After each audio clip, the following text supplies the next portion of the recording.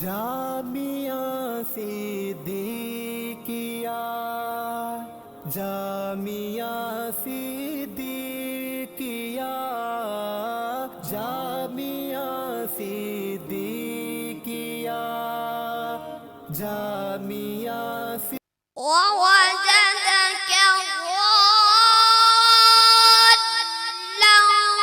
ضالا فهدى ووجدك عائلا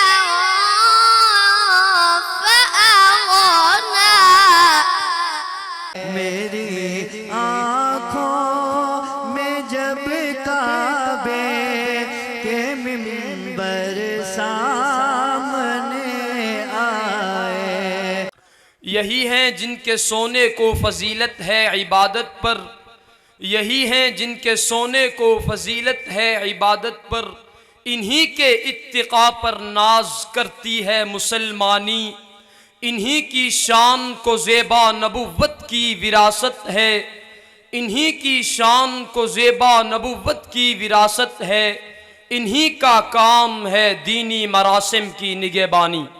تو آج بھی ضرورت اس امر کی ہے کہ ان اسلاف و اکابر کے اسوہ کو زندہ کر کے دنیا کو یہ بتلا دیں کہ توحید کی امانت سینوں میں ہے ہمارے، توحید کی امانت سینوں میں ہے ہمارے، آسان نہیں مٹانا نام و نشاں ہمارا، اور باطل سے دبنے والے آئے آسمان نہیں ہم، باطل سے دبنے والے آئے آسمان نہیں ہم، 100 بار کر چکا ہے تو امتحان ہمارا، وما علینا الا البلاغ المبین۔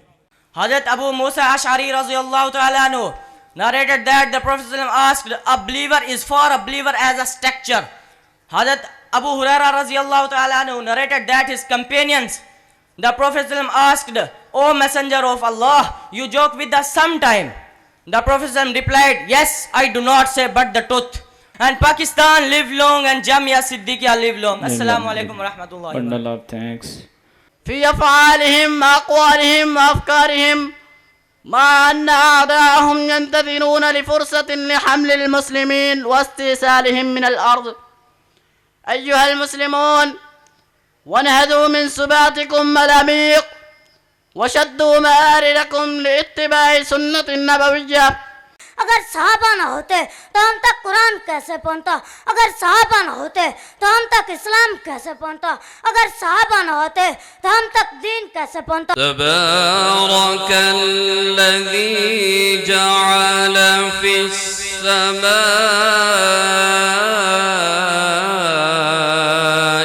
بروجا۔ 5 نمبر پر فکر کرنا ہے تو قرآن کریم فرماتا ہے وَيَتَفَكَّرُونَ فِي خَلْقِ السَّمَاوَاتِ وَالْأَرْضِ۔